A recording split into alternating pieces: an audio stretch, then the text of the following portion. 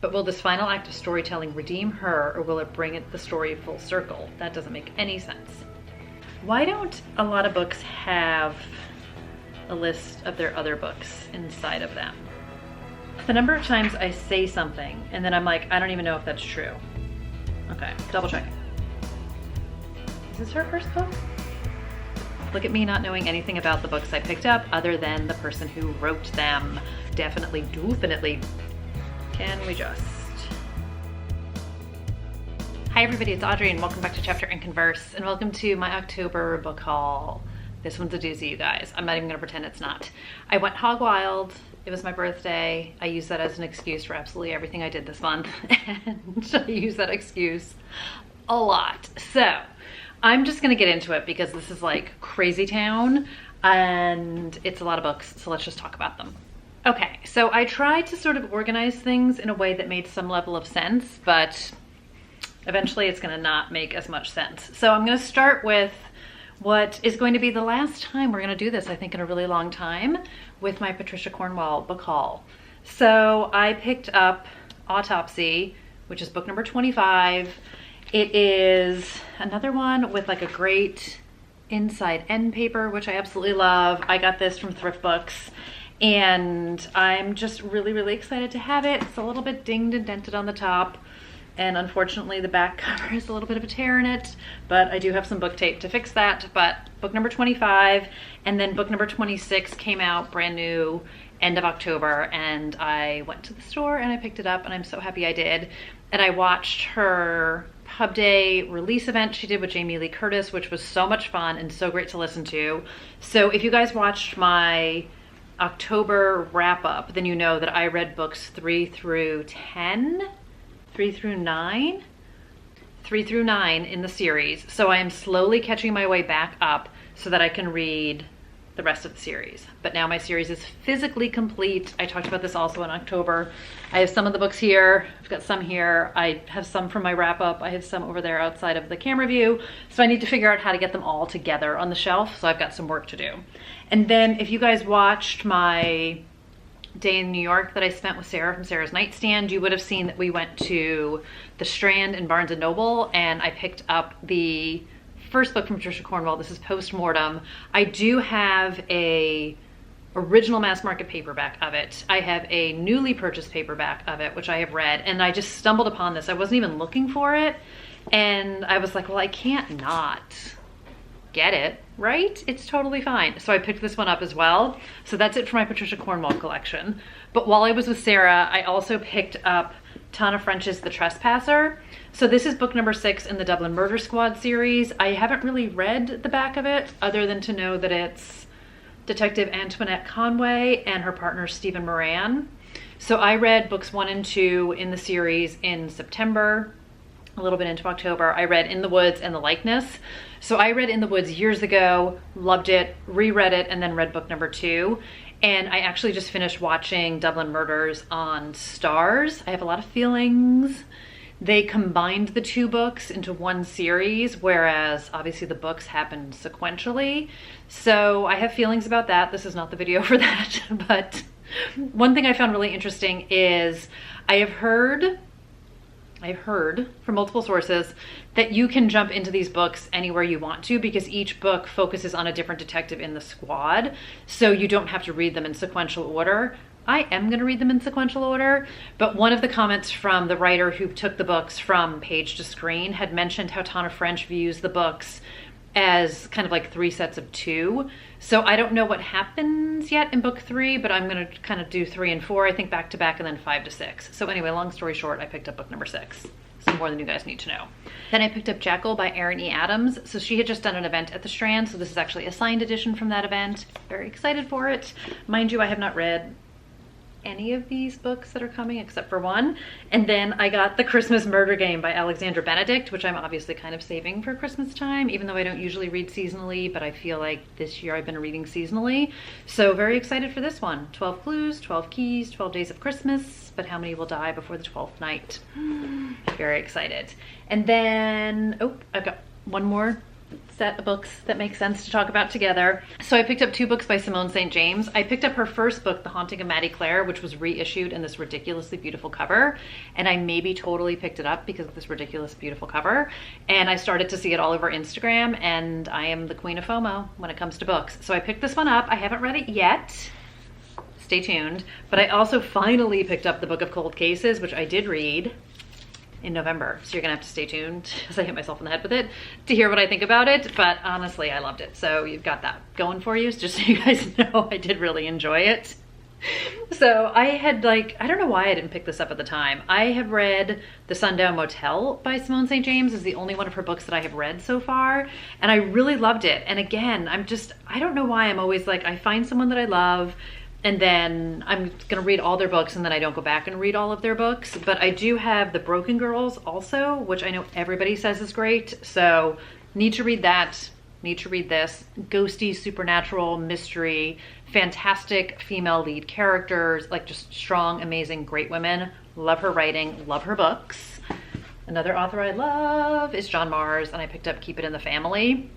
I have been trying to stay so far away from anybody's comments about this book because I just kept seeing things like amazing, amazing, amazing, and not that I want to stay away from it because it's amazing, but if you guys also watch my October wrap-up, you know I wound up getting spoiled for a book, which was my own fault. So I'm trying not to repeat my mistakes of the past.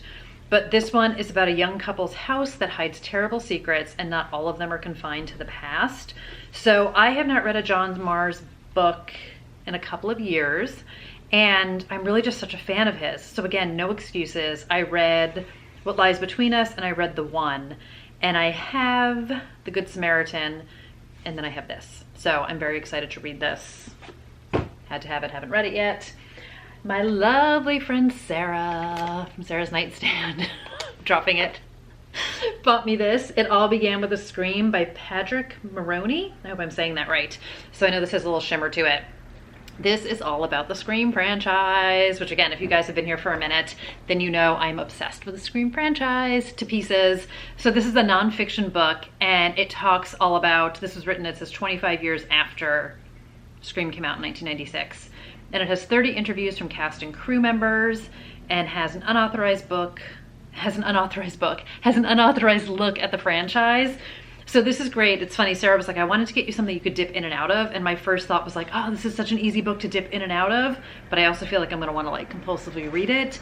But it has old photos from back in the day, and just talks about, sort of the story behind the story kind of a thing, which I love, and how, obviously nobody knew it was going to become as iconic as it did, but kind of Wes Craven reinventing the genre, getting back into it, and kind of the evolution of the series. And I'm so excited to read this. It's just going to be so much fun. I love this series so much. I live for these old photos, but I am just so jazzed. So jazzed. So thank you again, Sarah. Best gift ever. Love it. Love it. And then I picked up, let me see. So I did a little bit of a book depository birthday haul for myself. So another author that I read one book, was totally obsessed, and swore I was gonna read all the books, and haven't. But of course I purchased another one, is Steve Kavanaugh. So this is 50/50. So I read 13 years ago. Loved it. Blown away, loved it. Best serial killer book. Just so amazingly well done. And this book is not part of that series. So 13 is part of the Eddie Flynn series, but having read book 4, not knowing it was part of a series, I will safely say you can jump into that series in the middle, but this is actually a standalone book. So this is actually part of the Eddie Flynn series. Looking at the back of it. Oh my gosh, you guys. So on the back it says, quote, 911, what's your emergency? My dad's dead. My sister Sophia killed him. Please send help. And then it says, my dad's dead. My sister Alexandra killed him. Please send help. One of them is a liar and a killer, but which one? So this follows 2 sisters. Their dad is dead, and they are each blaming each other. And apparently it is part of the Eddie Flynn series. So there you go. Look at me not knowing anything about the books I picked up other than the person who wrote them. But I need to get back into him because he's absolutely amazing. Steve Kavanaugh. I also very much enjoyed Eddie Flynn. So I picked up 50/50. I picked up The Dark by Sharon Bolton. So my understanding is this is part of a series as well, and you can just sort of dive into it. That is my game plan. So it says, when a baby is snatched from its pram, off-duty police officer Lacey Flint is there to prevent disaster. So we've got police investigation, which I absolutely love. And it says, once she saved his life, now he'll take hers. I don't know if it's like a revenge story. I don't really know a lot about it, other than I saw it and I really wanted to have it. So there's a note in the front from Sharon Bolton, and she's kind of like, if you're new to the Lacey Flint stories, I hope you love her as much as I do. So I kind of feel like Sharon Bolton is giving us a free pass to be able to dive in wherever we want to, and I'm gonna take it. So I'm excited for this. I did read The Pact, which I really, really enjoyed, and I have Daisy in Chains, and I have The Craftsman. I have a bunch of her books, I know. So I bought another one. And then I picked up The Therapist by Helene Flood. This is a book that I've had on my radar for a while, and I finally pulled the plug on it, pulled the trigger on it. So this one says, at first it's the lie that hurts. A voicemail from her husband tells Sarah he's made it to the holiday cabin. Then a call from his only friend reveals he never arrived. The only possibility, one of them is lying. She tries to carry on as normal, teasing out her therapy client's deepest fears, but as the hours stretch on, her own begin to surface. And when the police finally take an interest, they want to know why she deleted that voicemail. Alone in their creepy inherited house, she can't help feeling she's being watched, that someone's trying to get inside her head. To get to the root of her husband's disappearance, Sarah must question every aspect of their relationship. Is the key to what happened a secret she already knows? So this book was actually translated from Norwegian, so Booktober Bingo fans, if you're looking for a book found in translation, here's one for you. I can't tell you if it's great or not because I haven't read it yet, but I hear great things about it. So let's use that as a endorsement for reading this book. Fumbling. And then I picked up The Family Game by Catherine Steadman. So I know that this has been all over the place here in the US. This is obviously, these are all the UK covers. Guys, this book was $8 at Book Depository, which is why I picked it up there. And this has the rules: listen carefully, do your research, trust no one, run for your life. So we have sort of a family messed up thing going on here, and everyone who commented, I feel like, when I posted about this book was like, oh, it sounds like that movie Ready or Not, which I have never seen and I've never even heard of it before, so I feel like I'm definitely living under a rock. But then on the back of this book it says, Ready or Not, here they come. So I don't know if that was intentional or not, but sign me up. I'm totally in for it. So I've heard some good things about it and I'm excited, and I was happy to get it for a fraction of the cost, and I really, really love this cover. You guys know I am all about the UK cover because oftentimes they are prettier than ours. Next book I have, I also talked about in my October wrap up. I picked up How to Survive Your Murder by Danielle Valentine. This is perfect pairing with Scream. This is a horror, thriller, YA mystery with all the meta self-referential inserts that Scream has in it, including tons of things about Scream, which I loved.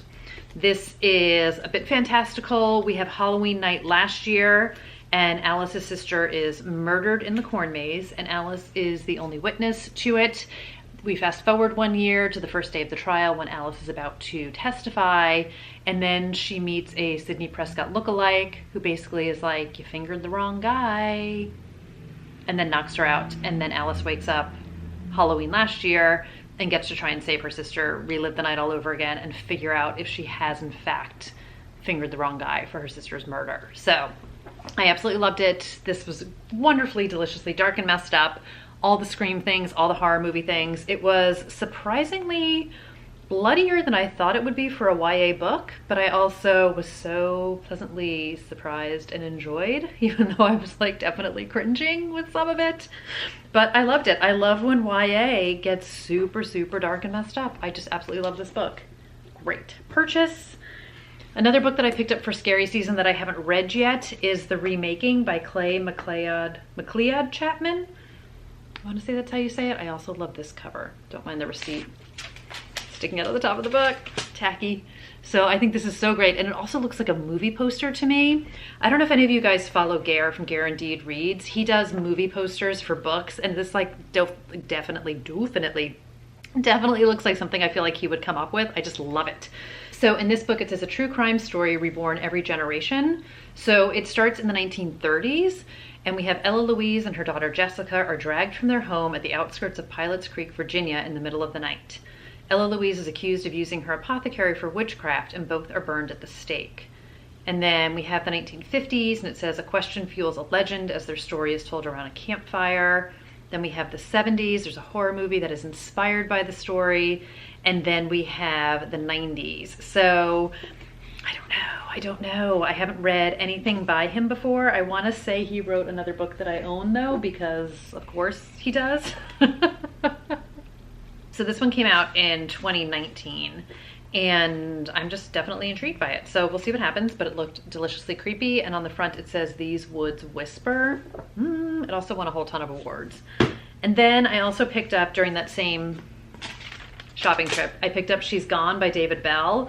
So this technically came out in November, but it was out early in my Barnes & Noble, and I'm not questioning why, I just grabbed it.